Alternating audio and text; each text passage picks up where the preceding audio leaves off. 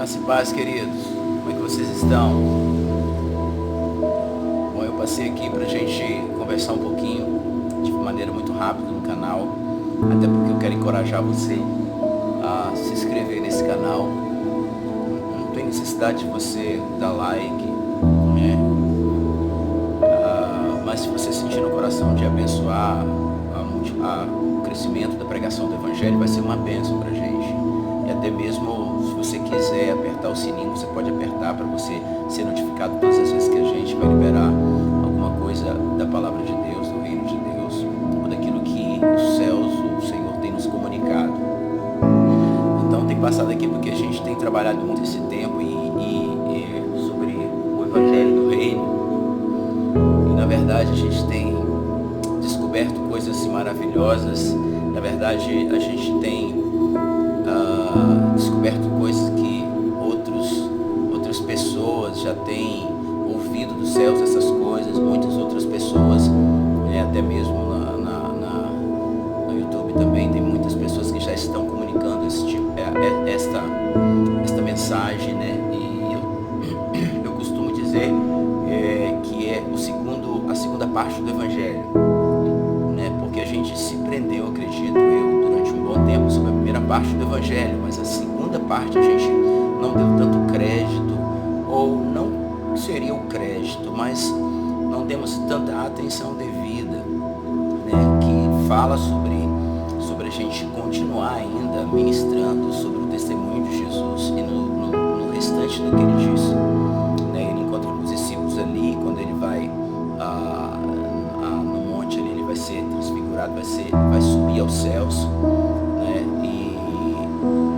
E ali, né, os anjos, né, viram para os discípulos e falam: varões, porque vocês estão olhando para cima? O mesmo Jesus que viste subir, da mesma forma, do mesmo jeito, vai voltar. E aí da mesma forma vai voltar. Então praticamente existe uma incumbência, existe uma missão, que dali eles foram para o tabernáculo, foram para o cenáculo ali para ficar num tempo de oração, e ali se montou praticamente uma sala de oração ali, de mais ou menos umas 120 pessoas, e ali ficaram pela vinda do Espírito Santo, e ele veio e derramou sobre eles, encorajou eles para que eles possam se movimentar nessa grande comissão, que até hoje estamos inseridos nessa grande comissão de pregar, né, nesses últimos dias, de pregar sobre a segunda parte do Evangelho.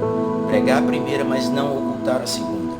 Pregar sobre o Cristo que veio e nos restaurou, nos resgatou, deu a vida por nós, mas também o Cristo que foi e vai retornar, o Rei que vai retornar para assumir o controle de tudo, que veio como Cordeiro para cumprir um princípio sacrificial de redenção, para que possamos ser redimidos nele, né?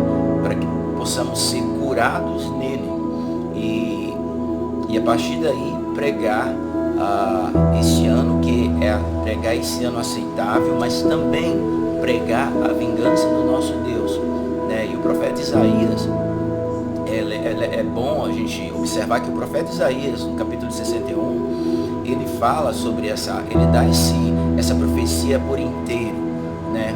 Todo o livro de Isaías é direcionada, né, a esse evangelho completo, e tanto é que no capítulo 61, do versículo 1 até o versículo 2, Isaías descreve essa primeira chegada do Messias, a chegada que viria para proclamar a liberdade aos cativos, vista aos cegos, né? Que o Espírito do Senhor estaria sobre ele, né? Porque o Senhor ungiu ele, e toda essa profecia de Isaías estava falando sobre Jesus, o Cristo que viria para poder trazer restauração e cura, nos dar direito novamente ao reino, direito ao Senhor, direito a andarmos como salvos e resolutos salvos. Mas também a profecia de Isaías, ele continua, a partir do verso 2, ele continua a descrever o resto dos acontecimentos das coisas. e o dia da vingança do nosso Deus, para confortar todos os que pranteiam, para nomear aqueles que pranteiam em Sião, para dar-lhe beleza em lugar de cinza, óleo de alegria em lugar de pranto, vestes de louvor em lugar de espírito de opressão, para que eles possam ser chamados árvores de justiça, a plantação do Senhor, para que eles possam ser glorificados, e eles edificarão as ruínas antigas, eles irão levantar escombros do passado e repararão as cidades devastadas, os escombros de muitas gerações. Aí fala sobre uma reconstrução, muitas coisas acontecendo a partir desse segmento de vida com o Senhor Jesus. E é interessante que em Lucas capítulo 4, Jesus vai ao templo e ele pega, na verdade ele não pega, o assistente pega o livro do profeta Isaías e entrega na mão dele. E quando ele pega o livro de Isaías aberto ali, estava aberto na porção das escrituras que é do profeta Isaías, que era esse exato momento, que Isaías está profetizando, toda essa sequência de acontecimentos, de eventos. E o que é interessante era o Shabat deles, o Shabbat deles, e geralmente era costume ler, o rabino ler as escrituras, uma porção das escrituras, e Jesus pega em Lucas capítulo 4, versículo 17, começa ali, quando eles entregam o livro de Isaías, do profeta Isaías, e ele começa a ler, e quando ele começa a ler, ele começa a ler essa porção: o Espírito do Senhor está sobre mim, e tal, que ele me ungiu para levar a liberdade aos cativos. E o que é interessante, Jesus, quando ele termina escrevendo e proclamar o ano aceitável do Senhor, ele encerra a leitura no meio do versículo. Isso é intrigante, por quê? Porque não há registro, não é costume parar a leitura, um rabino, alguém parar a leitura num Shabat, dentro de uma sinagoga, num templo, parar a leitura no meio do versículo. E Jesus para no meio do versículo e ele fecha ali, eles ficam olhando, porque o que aconteceu, ou talvez que ousadia isso, mas por que parou, E Jesus vira e fala com toda a ousadia: hoje se cumpriu estas escrituras, hoje se cumpriu a porção dessas escrituras. Uau! E isso é tremendo, porque se ele continuasse lendo, ele não poderia falar que hoje se cumpriu essas escrituras, porque a segunda parte, a parte B do versículo, tem a ver com o retorno dele, a restauração de todas as coisas, o cumprimento, quando Israel todo olha para ele, quando ele vai estar retornando na volta dele, e toda Israel, pela profecia de Daniel 2, um espírito de quebrantamento, de súplica vem, e eles começam a chorar, e eles começam a ser quebrantados, e percebe o que eles fizeram, porque eles não receberam. E eu acredito que nesse momento há uma conversão geral ali em Israel. Então, Isaías começa a descrever o retorno dele. Então Jesus não podia ler o restante, porque ele precisava falar que hoje se cumpriu essa profecia. E dali, Jesus para de ler, diz isso e cumpre o projeto que tinha que cumprir. Então, amados, o que é a segunda parte do Evangelho? Seria essa parte de começarmos a falar mais sobre o retorno do nosso Rei, sobre a segunda parte do Evangelho, sobre a parte que Jesus não leu no templo, porque não tinha a ver com aquele momento agora. Aquele momento era para trazer esclarecimento do sacrifício, esclarecimento da restauração, esclarecimento do Rei, de termos acesso por meio dele ao próprio Deus, de entendermos essa aliança que nós temos com ele, sabe? Esse era o primeiro momento, de voltarmos o coração para Jesus e se mantermos no fundamento que é ele, que desde o início, antes da fundação do mundo, ele se entregou por nós, ele já se deu declarado: eu darei a vida por eles, sabe? Este Cristo estabeleceu o fundamento, a nossa pedra de esquina, a nossa pedra de modelo, para começarmos a partir da igreja caminhar dentro desse fundamento, andando sobre o espírito da profecia, que é o testemunho de Jesus, esse testemunho em nós. Então, Nós estamos trabalhando essa segunda parte do Evangelho que eu tenho dito, como também outras pessoas têm dito, e eu concordo com essas pessoas, né, que têm falado sobre isso. Essa segunda parte do Evangelho que não foi muito buscada, porque é conflitante falar sobre isso, porque é meio que teoria da conspiração, isso é meio que ignorância e aquela coisa toda, a gente preocupado, os membros, os mais informados, achar que os líderes estão meio que, né, naquela onda de conspiração, né, e apocalipse, e é um papo meio desconfortante, mas é um papo que é real, e que nós, como povo de Deus, como sacerdotes, líderes, servos de Deus, precisamos entender, continuar dando esse testemunho de Jesus, que Ele vai voltar, e está muito próximo de voltar, né? Se nós estamos entrando no início de dores ou nas primeiras contrações, estamos começando muito leve, receber isso como uma preparação para dores maiores que virão.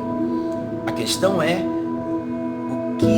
o que é que está fundamentado em nós para suportar essa maior tempestade ou essa grande tempestade que está para vir. Então coloque isso no seu coração e comece a querer estudar sobre o fim dos tempos, querer estudar muitos homens de Deus, profetas que estão falando sobre isso aí, queira estudar, queira conhecer, né? A gente ouviu muito isso no passado, mas não vamos estudar, né? Porque tá tudo bem, o que der deu, mas precisamos estudar as Escrituras para que possamos nos preparar de maneira correta. Ok? Esse é meu conselho, meu encorajamento à congregação aqui que estamos trabalhando séries sobre fim dos tempos, trabalhando profético, vida de profético, vida entendendo o testemunho de Jesus, entendendo esse fundamento de Cristo em nós para suportarmos a tempestade que há de vir e sermos testemunhas do Senhor nesse tempo e pregarmos o Senhor Jesus e pregarmos o retorno dele, a volta dele para constituir o reino dele, o reino físico, o reino eterno dele sobre este mundo, sobre esta terra, né? E eu encorajo você a estudar. Não questione, estude, procure os textos. Existem muitos homens de Deus falando sobre isso, sobre esse fim dos tempos. Tem também, você entra no Facebook da Monte Sião, você vai ver alguns estudos muito básicos que eu dei para ter um panorama muito básico sobre esta afirmação da volta de Jesus, e nós estamos detalhando as coisas. E vamos começar com muitas coisas no canal. Então, já nós vamos ter mais coisas no canal, né? Então você fique ligado, né? TV Sião, Sião TV Church Trancoso, e nós vamos estar alimentando você com entrevistas, com palavras, com conversa, com cultos ao vivo. Então fique ligado, né? Medite na palavra, busque, medite no que Isaías 61 tudo está falando, medite no que Jesus falou em Lucas 4, até onde ele leu, né? Medite na profecia de Daniel, leia o livro de Isaías todos, comece a ler Apocalipse, comece a pesquisar coisas que fazem sentido para que você possa se movimentar, né? Eu creio, né? Leandro, aqueles que conhecem o Leandro, né? Com toda a permissão, eu falo, com todo amor eu falo isso, eu acredito na frase que Leandro disse, né? Que a visão de escatologia sua, né? Define a sua missiologia, a forma que você vê o fim, o fechamento das coisas, você se movimenta aqui hoje. Agora a pergunta é, a sua movimentação tem sido relevante para você, para a comunidade que você está, tanto eclesiástica como comunidade, bairro, cidade que você está? Tem sido relevante a sua vida missional, né? Então pense sobre isso. Um beijão no seu coração. Em breve vamos estar juntos com mais alimento, com mais assunto, no nome de Jesus. Dá uma pitada de graça na sua vida.